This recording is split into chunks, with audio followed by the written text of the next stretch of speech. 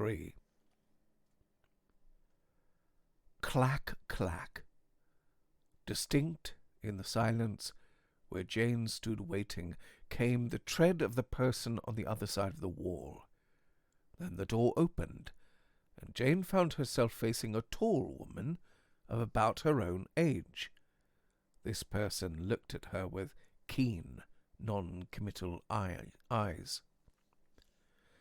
"Does a Miss Ironwood live here?" said Jane. "Yes," said the other woman, neither opening the door nor any further nor standing aside. I want to see her, please," said Jane.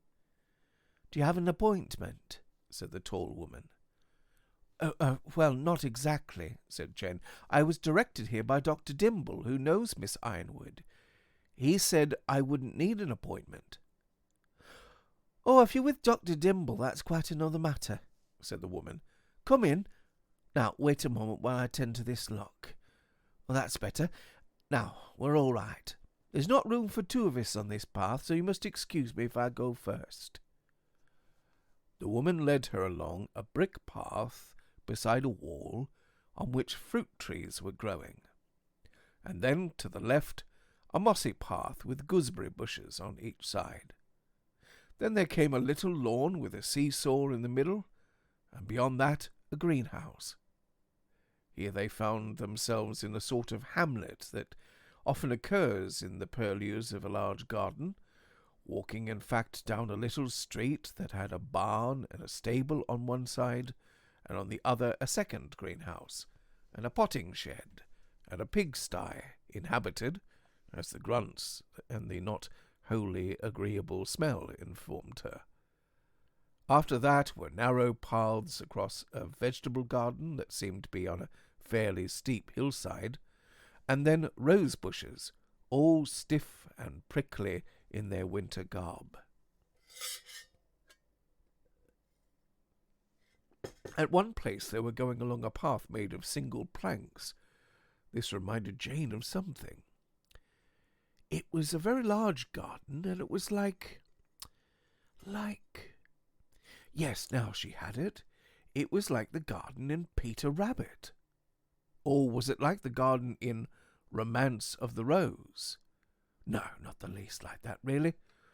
Or was it like Kingsler's garden? Or the garden in Alice? Or like the garden on the top of some Mesopotamian ziggurat, which had probably given rise to the whole legend of paradise? Or simply like all walled gardens? Freud said we liked gardens because they were symbols of the female body, but that must be a man's point of view. Presumably, gardens meant something different in women's dreams. Or did they? Did men and women both feel interested in the female body, and even though it sounded ridiculous, in almost the same way? A sentence rose in her memory. The beauty of the female is the root of joy to the female as well as to the male, and it is no accident that the goddess of love is older and stronger than the god. Where on earth had she read that? And incidentally, what frightful nonsense she'd been thinking for the last minute or so. She shook off all these ideas about gardens and determined to pull herself together. A curious feeling that she was now on hostile, or at least alien ground, warned her to keep her wits about her. At that moment they suddenly emerged from between plantations of rhododendrons and laurel, and found herselves at a small side door flanked by a water butt in a long wall of a large house. Just as they did so, a window upstairs clapped shut. A minute or two later, Jane was sitting waiting in a large, sparsely furnished room with a shut stove to warm it. Most of the floor was bare. The walls, above the waist-high wainscoting, were of greyish-white plaster, so that the whole effect was faintly austere and conventional. The tall woman's tread died away in the passages, and the room became very quiet when it had done so. Occasionally the cawing of rooks could be heard. "I've let myself in for it now," thought Jane. "I shall have to tell this woman that dream, and she'll ask all sorts of questions." She considered herself in general a modern person who could talk without embarrassment of anything. But it began to look quite different as she sat in that room. All sorts of secret reservations in her program of frankness, things that she now realized had nothing to do with sex, but she had set them apart, and they could never be told. They came creeping back into her consciousness. It was surprising that very few of them were connected with sex. "In dentists," said Jane, "they at least leave illustrated papers in the waiting room." She got up and opened the one book that lay on the table in the middle of the room. Instantly her eyes lit on the following words: "The beauty of the female is the root of joy to the female as well as to the male, and it is no accident that the goddess of love is older and stronger than the god. To desire the desiring of her own beauty is the vanity of Lilith, but to desire the enjoying of her own beauty is the obedience of Eve, and to both it is in the lover that the beloved tastes her own delightfulness. As obedience is the stairway of pleasure, so humility is the—" At that moment the door was suddenly opened. Jane turned crimson as she shut the book and looked up. The same girl who had first let her in had apparently just opened the door and was still standing in the doorway. Jane now conceived for her that almost passionate admiration which women, more often than it is supposed, feel for other women whose beauty is not of their own type. It would be nice, Jane thought, to be like that, so straight, so forthright, so valiant, so fit to be mounted on a horse, and so divinely tall. Is Miss Ironwood in?" said Jane. "Are you Miss Studdick?" said the girl. "Yes," said Jane. "I'll bring you to her at once," said the other. "We've been expecting you. My name's Camilla Denniston." Jane followed her. From the narrowness and plainness of the passages, Jane judged that they were still in the back parts of the house, and if that was so, it must be a very large house indeed.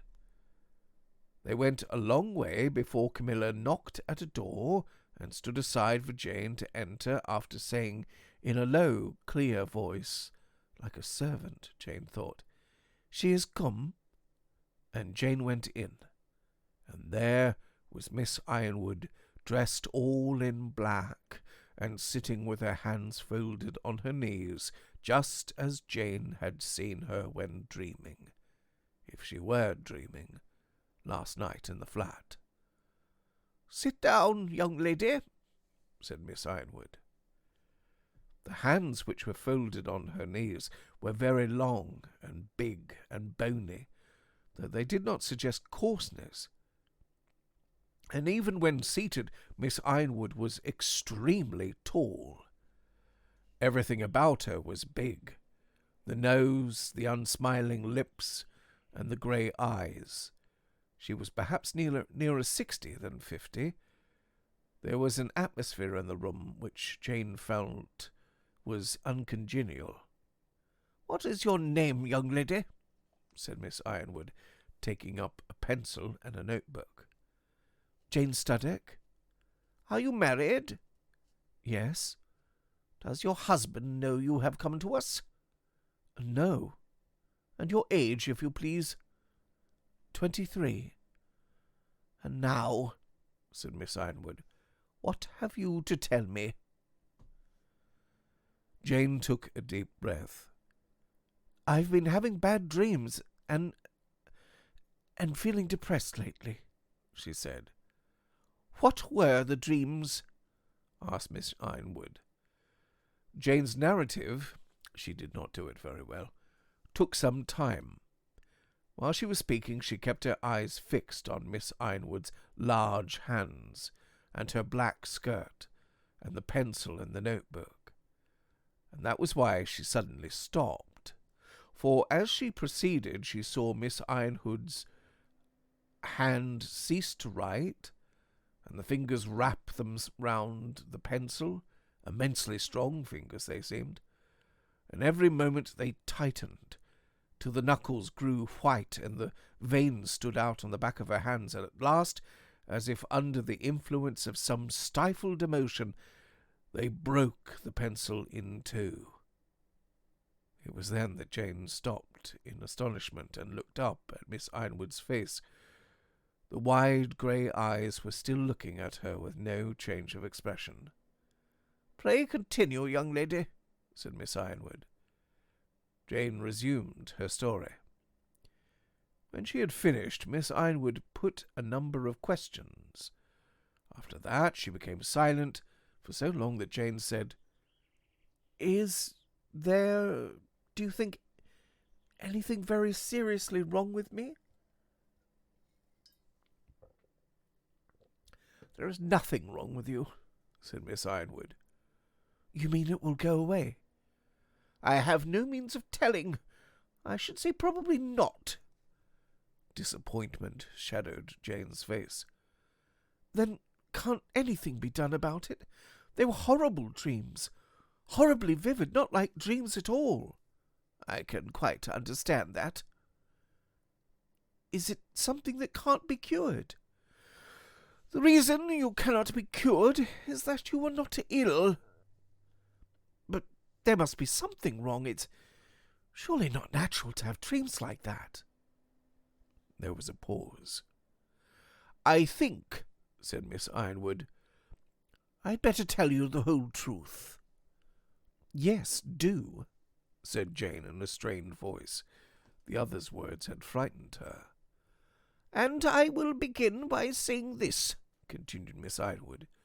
"You are a more important person than you can imagine." Jane said nothing, but thought inwardly, "She's humouring me. She thinks I'm mad." "What was your maiden name?" asked Miss Ironwood. "Tudor," said Jane. At any other moment she would have said it rather self-consciously, for she was very anxious not to be supposed vain of her ancient ancestry. If people don't know, I'm just going to interject here. Tudor is the surname of the Welsh family line of which Henry VIII was a Tudor, and his father, and of course Elizabeth, also was a Tudor. "The Warwickshire branch of the family?" "Yes." "Did you ever read a little book? It is only 40 pages long, written by an ancestor of yours about the Battle of Worcester?" "No. Father had a copy, the only copy, I believe, I think he said, but I never read it. It was lost when the house was broken up after his death." "Your father was mistaken in thinking it was the only copy. There are at least 2 others. One is in America, and the other is in this house." "Well?"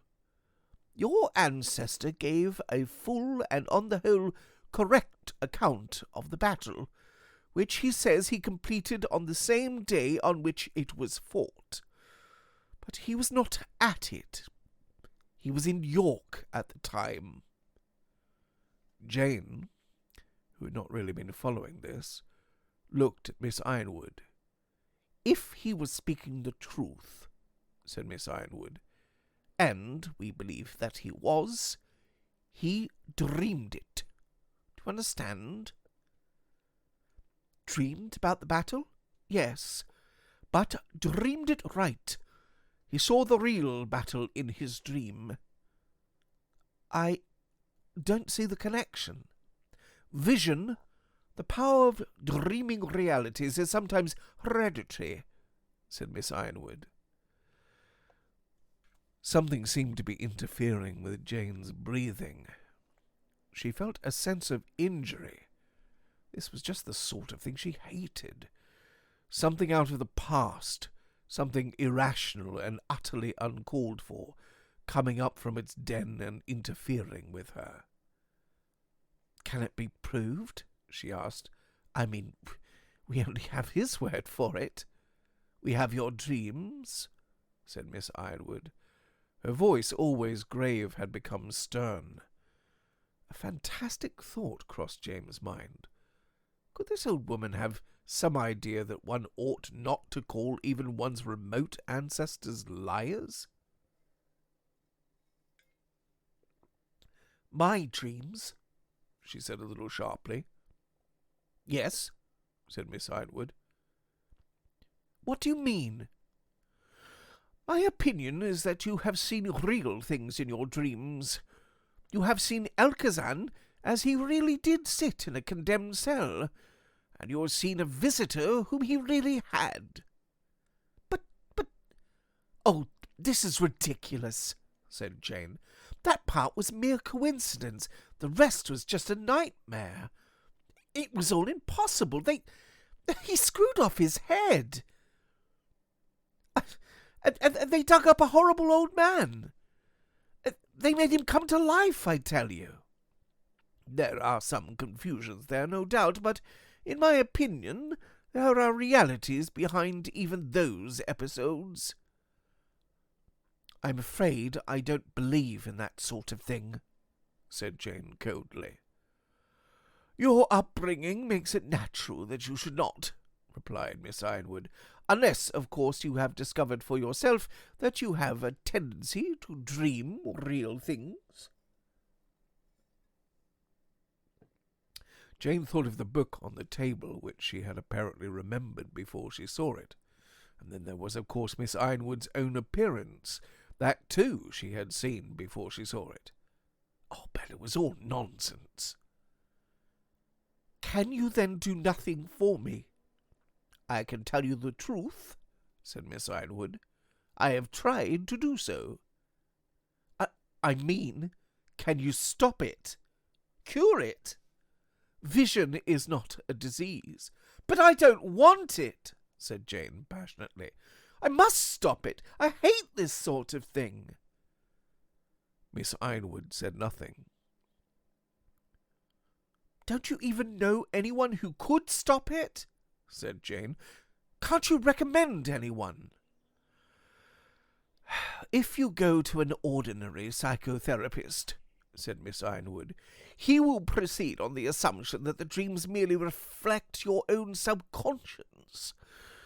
He will try to treat you. I do not know what the results of a treatment based on that assumption would be.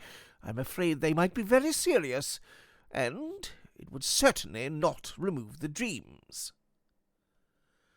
"But what is all this about?" said Jane. "I want to lead an ordinary life. I want to do my own work. It's unbearable. Why should I be selected for this sort of thing?" "The answer to that is known only by authorities much higher than myself." There was a short silence. Jane made a vague movement and said rather sulkily, "Well, if you can do nothing for me, perhaps I'd better be going." Then she added, "How can you know all this? I mean, what realities are you talking about?" "I think," said Miss Ironwood, "that you yourself have probably more reason to suspect the truth of your dreams than you have told me. If not, you soon will have. In the meantime, I will answer your question. We know your dreams to be partly true because they fit in with information we already possess. It was because he saw their importance that Dr. Dimble sent you to us." "Do you mean he sent me here not to be cured, but to give information?" said Jane. The idea fitted in with things she had observed in his manner when she had first told him. "Exactly." "I wish I had known that a little earlier," said Jane coldly, and now definitely getting up to go. I'm afraid this has been a misunderstanding. I had imagined Dr. Nimble was trying to help me. He was, but he was also trying to do something more important at the same time. I suppose I should be grateful for being considered at all, said Jane dryly. And how exactly was I to be helped by this sort of thing? The attempt at icy irony collapsed as she said these last words, and red, undisguised anger rushed back into her face. In some ways she was still very young. Young lady, said Miss Ironwood, you do not at all realize the seriousness of this matter. The things you have seen concern something compared with which the happiness or even the life of you and me is of no importance. I must beg you to face the situation. You cannot get rid of your gift. You can try to suppress it, but you will fail, and you will be very badly frightened. On the other hand, you could put it at our disposal. If you do so, you will be much less frightened in the long run, and you will be helping to save the human race from a very great disaster. Or thirdly, you may tell someone else about it. If you do that, I warn you that you will most certainly fall into the hands of other people who are at least as anxious as we are to make use of your facility, but who will care no more about your life and happiness than those of a fly. The people you have seen in your dreams are real people. It is not at all unlikely that they know you have, involuntarily, been spying on them, and if so, they will not rest till they have found you. I would advise you, even for your own sake, to join our side. You keep on talking of we and us. Are you some kind of company? Yes, you may call it a company. Jane, who had been standing for the last few minutes, and she had almost been believing what she had heard, and suddenly all her repugnance came over her again, all her wounded vanity, her resentment at the meaningless complications in which she seemed to have been caught, and her general dislike of the mysterious and the unfamiliar. At that moment, nothing seemed to matter but to get out of that room and away from the grave, patient voice of Miss Ironwood. She's made me worse already, thought Jane, still regarding herself as a patient. Aloud she said, I must go home now. I don't know what you're talking about, and I don't want anything to do with it.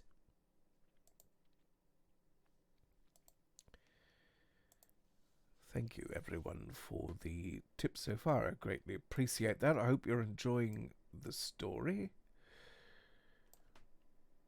It's getting more and more mysterious, isn't it? We can see two very clear sides opening up. But perhaps there's going to be more than two. Let's wait and see. Let me just have another sip of coffee.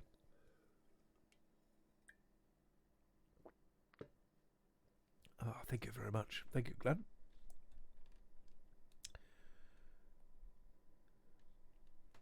Just in the interim, if any of you are in my Facebook group or a couple of the other groups, you may be aware that I announce new stories that are either coming out on the Facebook channel or on the Patreon. There's a brand new one that's coming out in about 2 hours today on Patreon.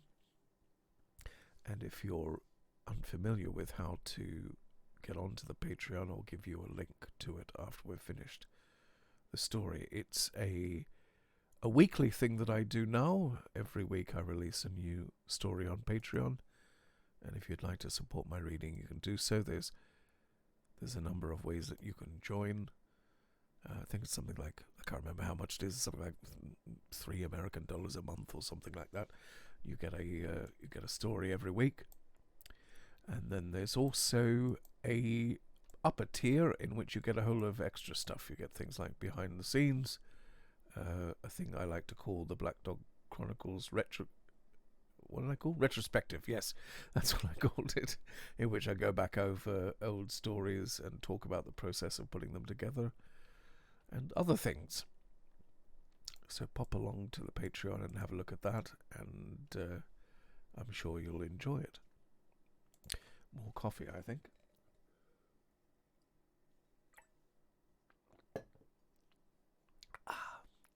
Delicious.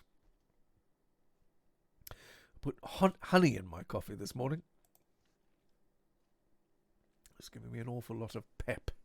All right, let's go on with part 4 of chapter 3.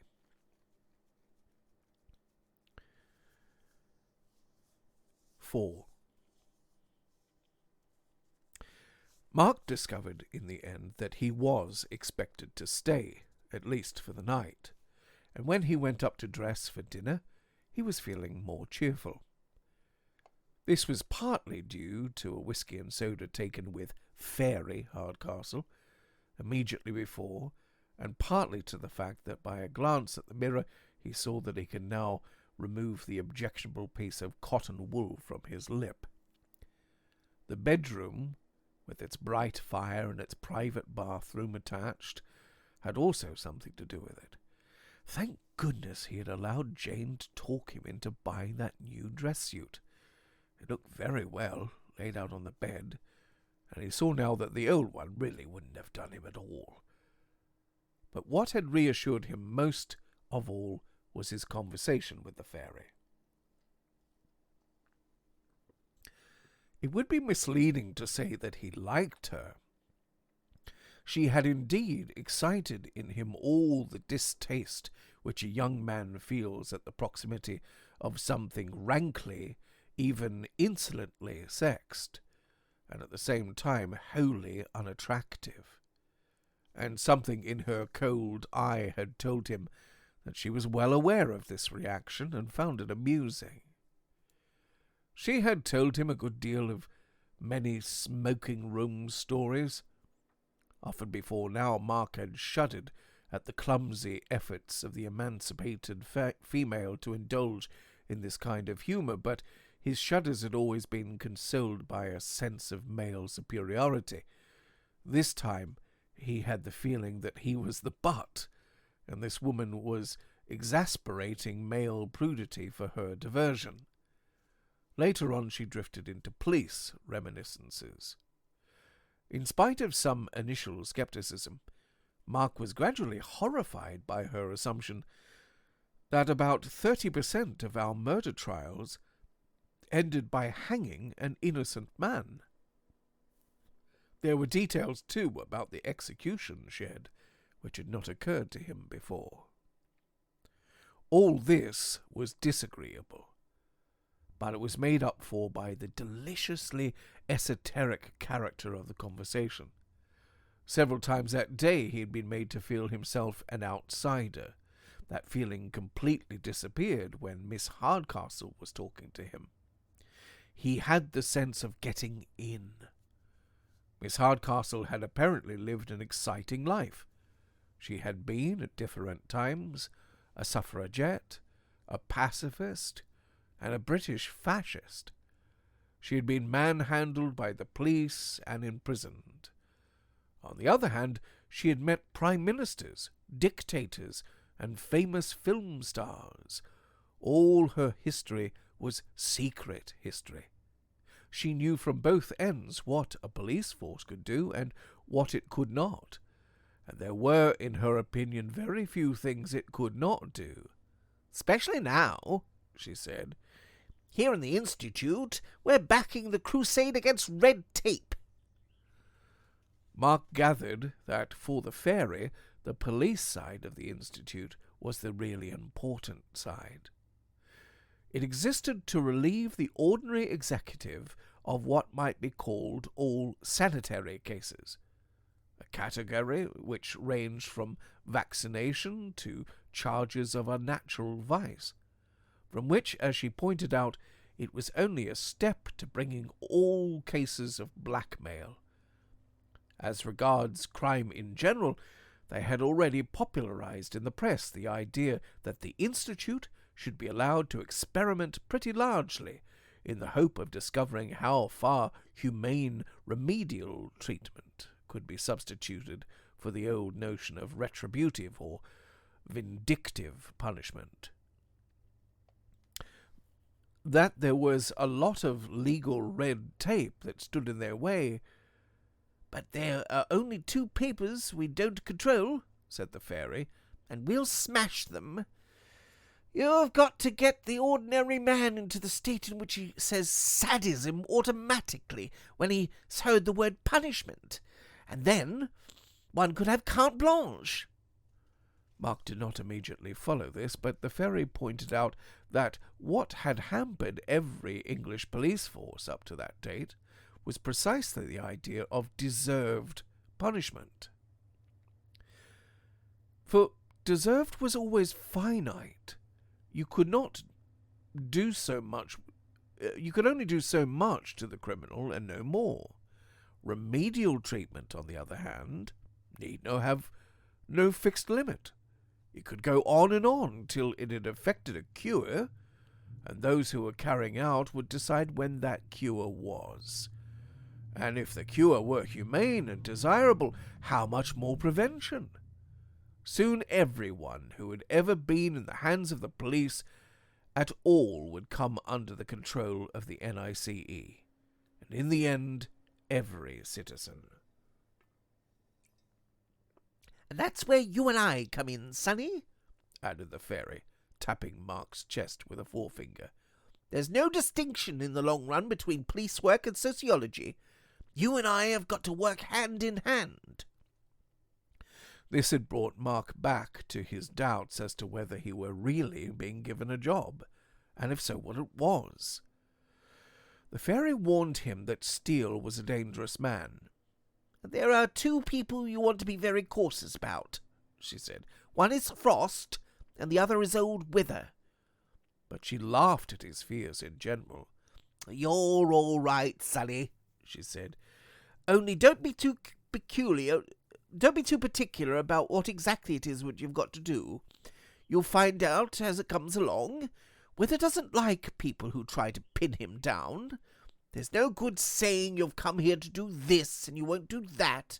The game's just too fast at present for that sort of thing. You've got to make yourself useful, and don't believe everything you're told." At dinner, Mark found himself seated next to Hingst. "Well," said Hingst, "they've finally roped you in, have they?" "I rather believe they have," said Mark. "Because," said Hingst, if you thought the better of it, I'm motoring back tonight, and I could give you a lift." "You haven't yet told me why you're leaving us yourself," said Mark. "Oh, well, it all depends on what a man likes. If you enjoy the society of that Italian eunuch and the mad parson and that Hardcastle girl, her grandmother would have boxed her ears if she were alive. Of course there's nothing more to be said."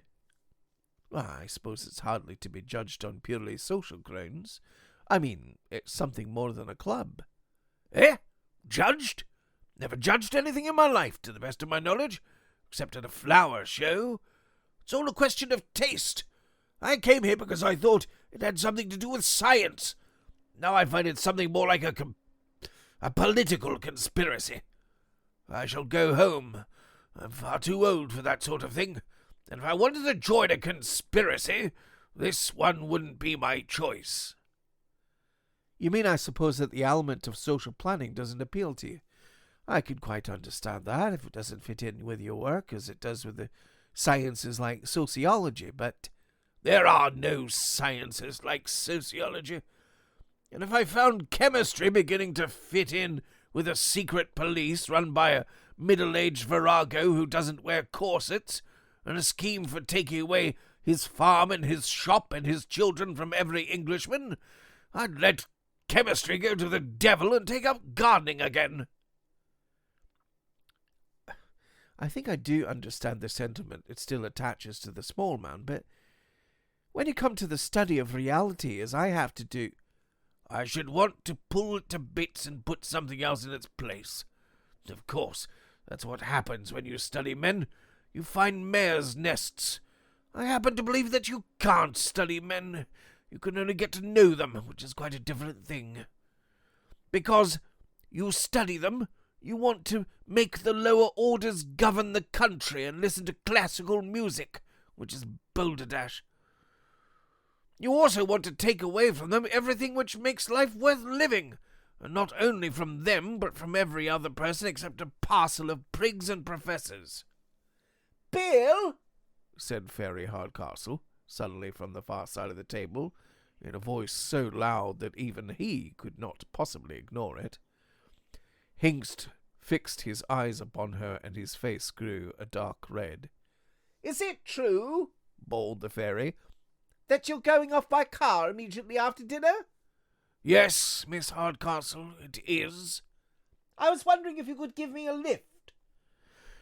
"I should be happy to do so," said Hingst in a voice not intended to deceive, "if we were going in the same direction." "Where are you going?" "I'm going to Edgestowe." "We be passing Brentstock?" "No, I leave by the bypass at the crossroads, just beyond Long Hollywood's front gate, and go down what they used to call Potter's Lane." "Oh, damn, no use to me. May as well wait till the morning." After this, Mark found himself engaged by his left-hand neighbour, and did not see Bill the Blizzard again until he met him in the hall after dinner. He was in his overcoat and just ready to go to his car. He began talking as he opened the door, and thus Mark was drawn into accompanying him across the gravel sweep to where his car was parked. "Take my advice, Studdick," he said, "or at least think it over. I don't believe in sociology myself, but you've got quite a decent career before you if you stay at Bracton. You'll do no good by getting mixed up with the LICE, and by God you'll do nobody else any good either." "I suppose there are two views about everything," said Mark. "Eh? 2 views? There are a dozen views about everything, until you know the answer, and then there's never more than one. But it's no affair of mine. Good night."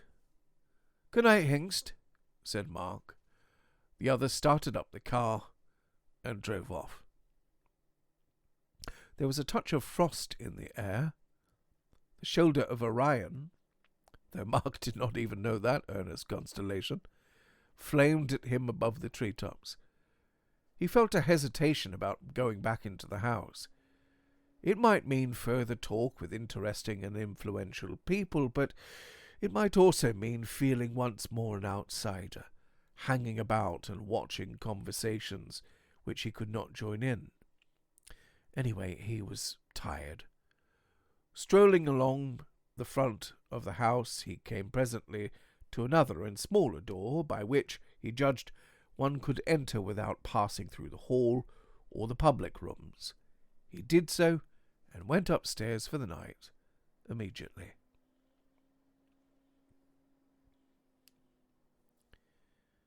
Five.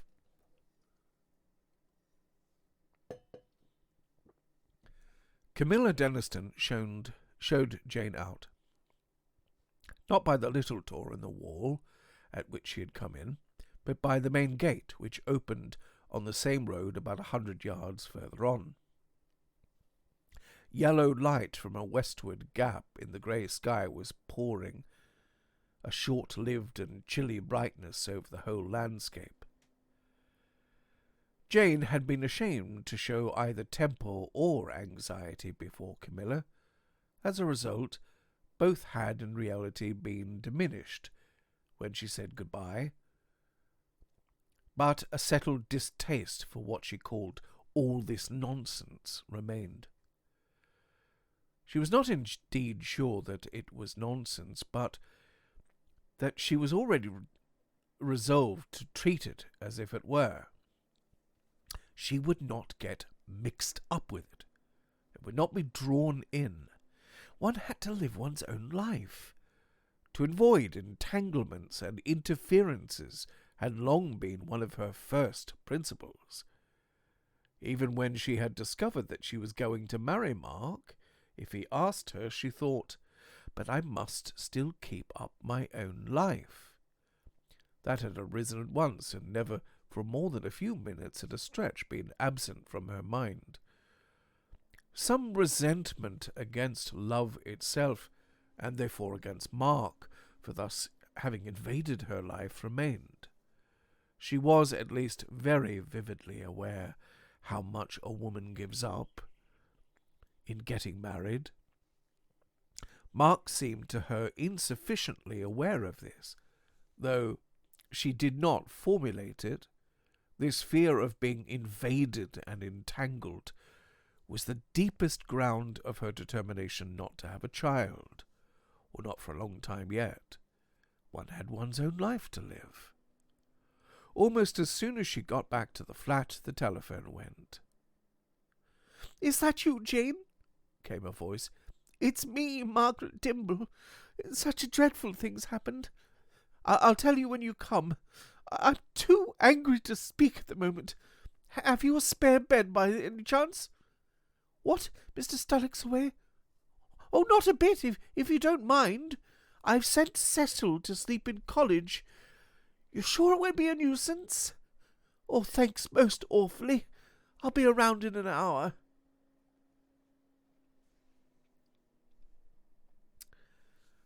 That's the end of the chapter. Let me see, we've got 6 minutes before the end of the hour. Let's see if we can fit in the first bit of chapter 4. Let's see.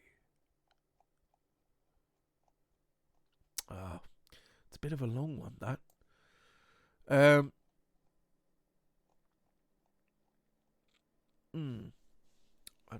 My timing is a little bit off today. It seemed when I read it the first time that it all fit into the hour, but I'm about 6 minutes short now. I know. I'll go and get some poetry. I'll be back in a moment.